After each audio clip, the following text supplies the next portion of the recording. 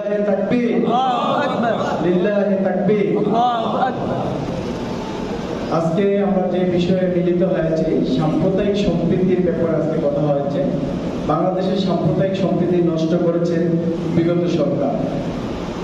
যে সাম্প্রদায়িক সম্প্রীতি বাংলাদেশে ছিল সেটাকে নষ্ট করে দেশটাকে 17 বছরে একবারে এমন একটা জায়গায় নিয়েছে যার কারণে এই দেশের ছাত্র জনতা রাস্তায় নেমে এসেছে এবং দেশের সকল মহল থেকে এই সরকারের বিদায় ঘণ্টা বাজানোর জন্য চেষ্টা করেছে এবং তারা আস্তে করে দেশ ছেড়ে পালিয়েছে। এমন কি করেছে যে দেশ থেকে চলে যেতে হয়েছে, কেউ বলেন আপনারা চলে যান, তারাই চলে গেছে। ঠিক না ভাই? ঠিক।